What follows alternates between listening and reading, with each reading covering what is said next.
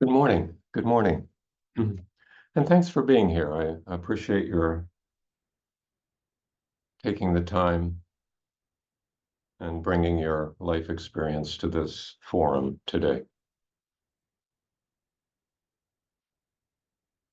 Um, we've been talking about this work by Shantideva, The Way of the Bodhisattva, Bodhisattva being one who aspires to the wisdom of a Buddha so that he or she can be of benefit, bring similar awakening to other beings, all other beings. And the chapter we've been discussing is chapter 8, dhyana, which is usually translated as meditation. And as I mentioned previously, coming upon this chapter and the title, you might think, oh, Shantideva is going to teach us some esoteric meditation techniques to help me with my meditation. But that's not really how the chapter unfolds. It relies on other meanings of jhana, which include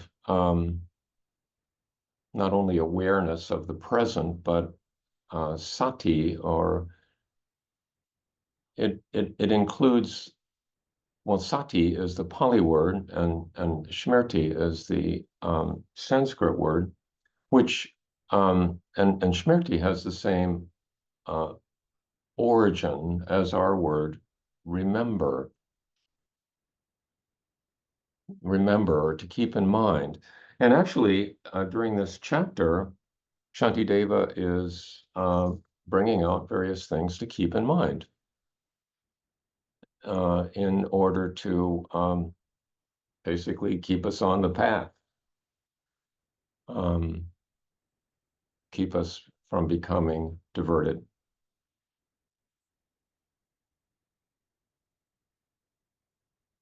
And we covered a couple things last week, but this week I'll start with a little section of the chapter, which reads like this. Why should I be pleased when people praise me? Others there will be who scorn and criticize, and why despondent when I'm blamed? Since there'll be others who think well of me. So many are the leanings and the wants of beings that even Buddha could not please them all. Of such a wretch as me, no need to speak. I'll give up such concerns with worldly things. So praise and blame, and the comings and goings of such things, which brings to mind the section from the Dhammapada that I have quoted several times in the past. Praise and blame, fame and shame, gain and loss, pleasure and sorrow, all come and go like the wind. To be at peace, stand like a great tree amidst them all. So praise and blame, fame and shame, gain and loss, pleasure and sorrow. Fairly well capsulizes human distress, given that the positive aspects, what we would consider positive aspects, praise and fame and gain and pleasure, are all accompanied by the knowledge that they're frail and transient. They come and go like the wind.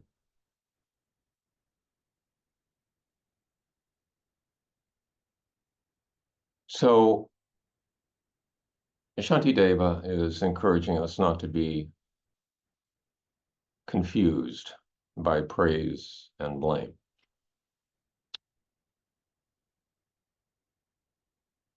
So it's kind of interesting. What do you do with praise? I mean, do you just discount it, or do you kind of avoid it? Because it'll come up from time to time.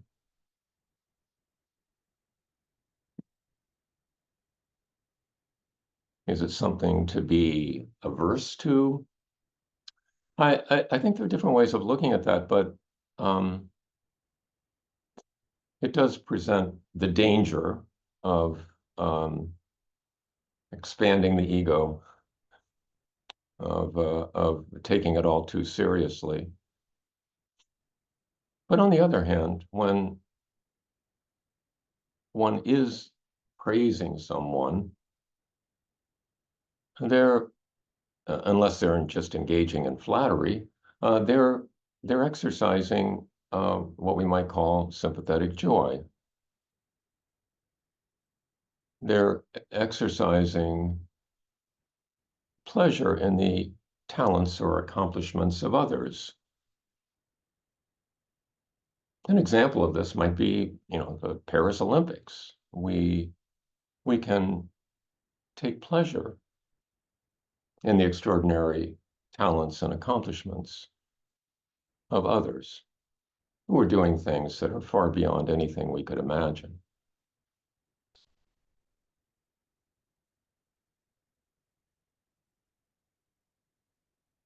So one can just let it be at that and allow others to exercise their sympathetic joy.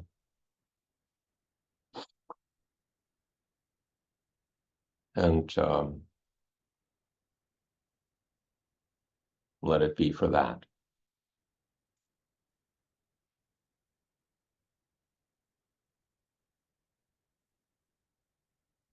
In this chapter, what follows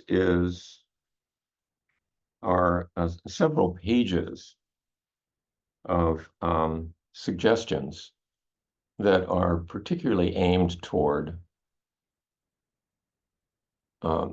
young celibate male monks to help them deal with sensual lust, passion. And if you're feeling the need of that, I can refer you to it, but I don't think we need to dwell on it. A lot of it might seem misogynist to the contemporary reader, but I think it needs to be viewed in the context of Shantideva's audience and time and history.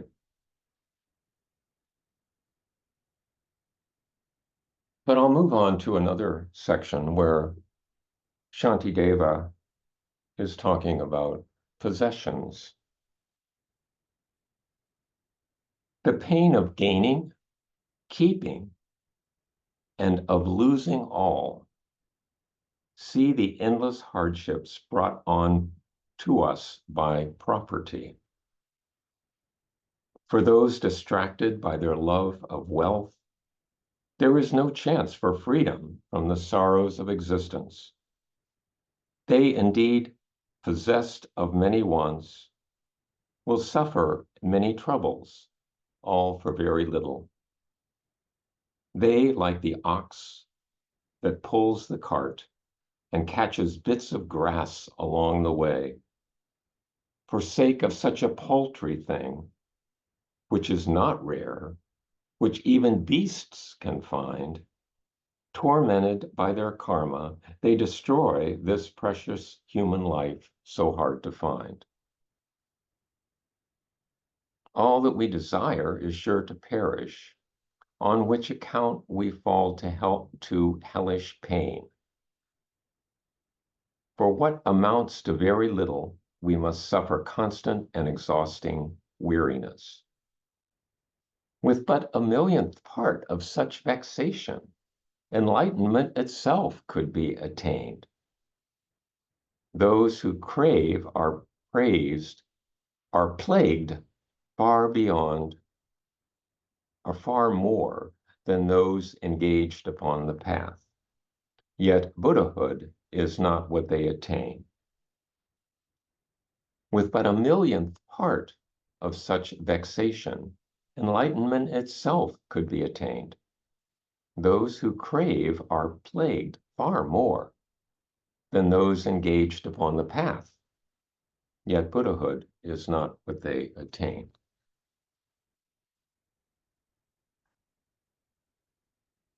So not surprisingly,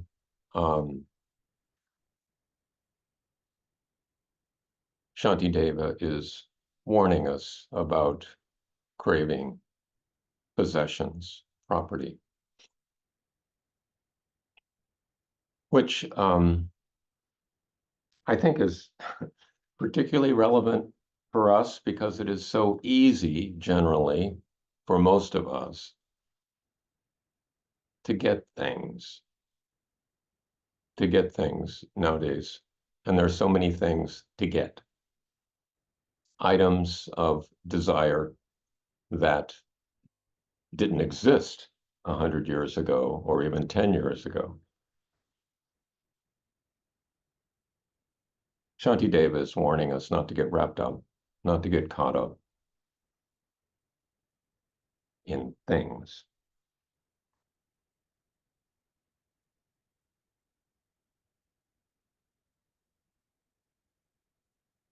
The remainder of the chapter is devoted to two exercises or practices that Shantideva recommends. And one of them is called, in translation, equalizing self and other, and the other is called exchanging self and other. And these are two mental practices that I think are going to be familiar to you. I'm sure we all do this from time to time, perhaps not as intentionally as Shantideva would recommend. But in talking about equalizing or equating self and other, he says, strive at first to meditate upon the sameness of yourself and others. In joy and sorrow, all are equal. Thus be guardian of all, as of yourself. The hand and other limbs are many and distinct, but all are one. The body to be kept and guarded, likewise, different beings in their joys and sorrows are, like me, all one in wanting happiness. This pain of mine does not afflict or cause discomfort to another's body, and yet this pain is hard for me to bear because I cling and take it for my own. And other beings' pain I do not feel, and yet, because I take them for myself, their suffering is mine and therefore hard to bear. And therefore I'll dispel the pain of others, for it is simply pain, just like my own, and others I will aid and benefit, for they are living beings like my body. Since I and other beings both, in wanting happiness, are equal and alike, what difference is there to distinguish us that I should strive to have my bliss alone? So I think you can easily get the general sense of this. The wording can be a little confusing there in the middle. And my understanding of it is that Shantideva is saying, yeah, sure. When I stub my toe, your toe doesn't hurt. And when you stub your toe, my toe doesn't hurt. And yet, through empathy, through compassion, we can feel the pain of others, and others can feel our pain. So why do this? Why add to our pain by feeling other people's pain?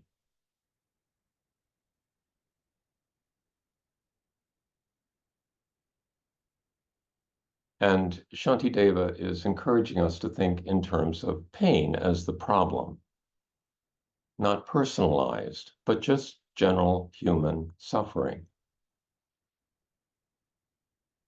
and trying to dispel or alleviate human suffering, no matter where it resides, whether in this body or another body.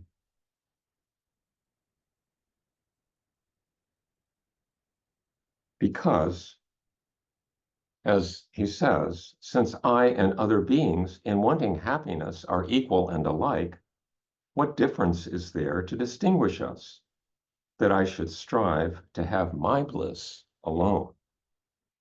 A little farther along, he says, suffering has no possessor, therefore no distinction can be made in it. Since pain is pain, it is to be dispelled. What use is there in drawing boundaries?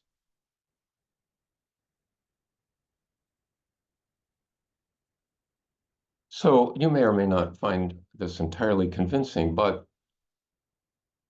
I think Shantideva is proposing it as an exercise that we can engage in order to enhance compassion.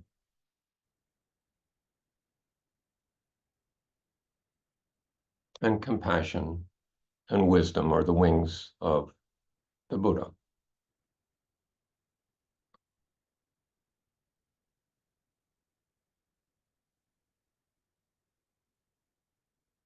So he goes on with some other variations on this theme, but this he calls equalizing self and other, making no distinction between my suffering and your suffering, and doing what can be done, if anything, to alleviate suffering.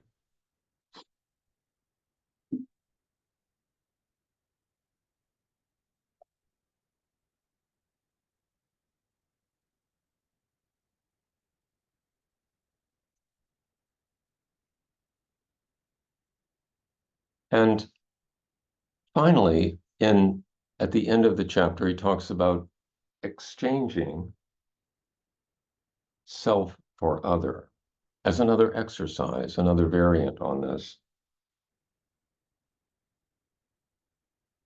Take others, lower, higher, equal, as yourself.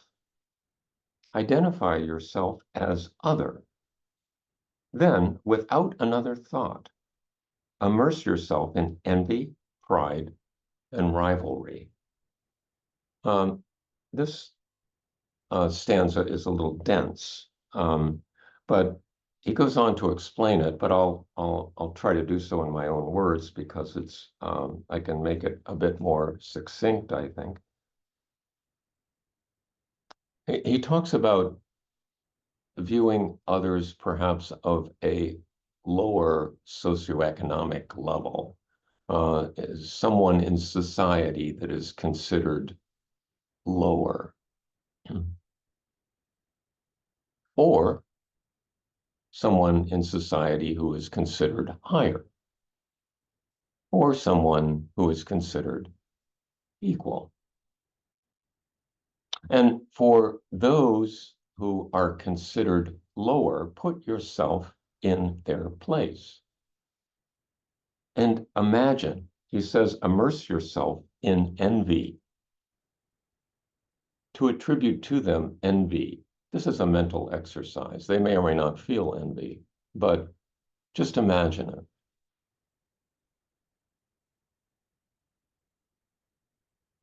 And then to think about someone of a higher status, whatever that might mean for you. And immerse yourself in pride. Actually feel the pride. What does it feel like? Does it feel good or not?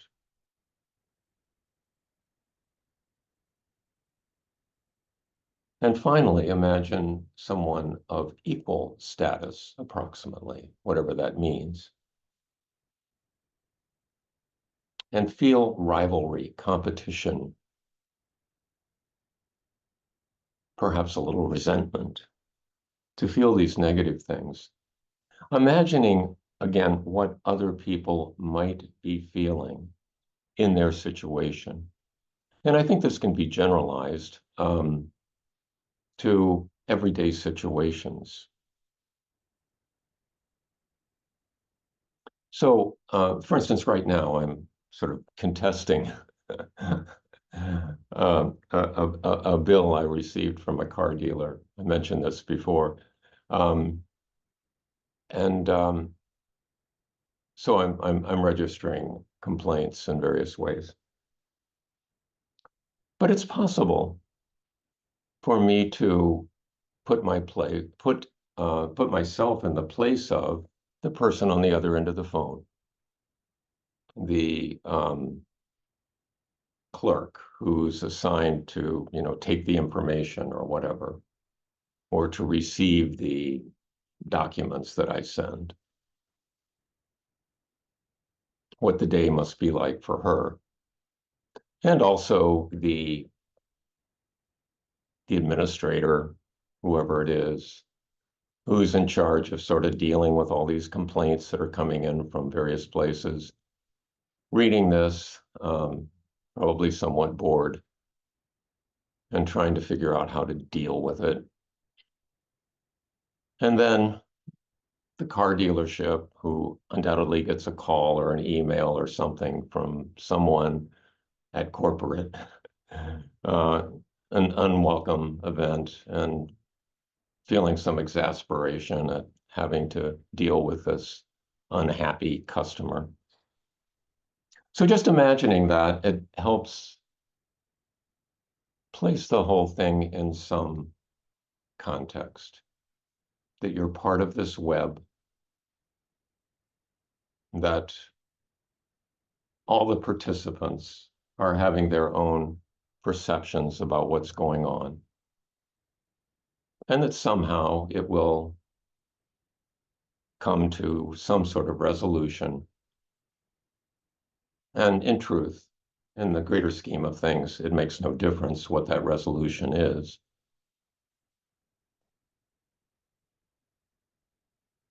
But we're all playing our parts. And Shantideva is inviting us to try to visit the perceptions, to imagine playing the part of the other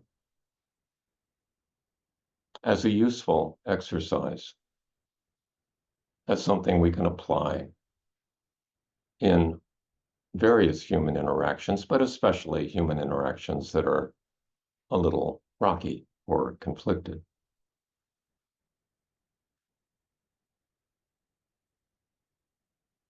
So why is Shantideva talking about this in the midst of a chapter on meditation? Because dealing with these day-to-day interactions in our lives, dealing with what's in front of us as we go through the day,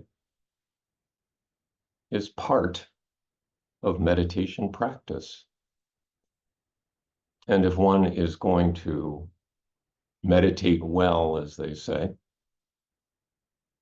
it's necessary to deal with these things. Otherwise, they will just infect your contemplations, infect your peacefulness, and interfere with your practice, leading you off the path.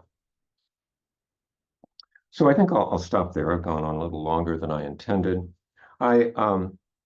This will be, I'll mention, the last Saturday session that we'll have until the end of August, actually the beginning of September. So I think it'll actually be September 7th when we resume Saturday sessions at Heartland Zen. We will have our gathering for the St. Louis crowd in August, but we will not have Saturday sessions. We've done this for the last 2 years as to give a little respite, but it's not a respite from practice, but a time to practice in other ways, perhaps, to continue meditation practice, to work with these things. How useful will they be? I'll ask that question. Putting yourself in the place of others and not making that sharp distinction between self and others. So I'll leave that as it may, and we'll go into breakout rooms and be seeing you back in a few moments. Thank you for being here.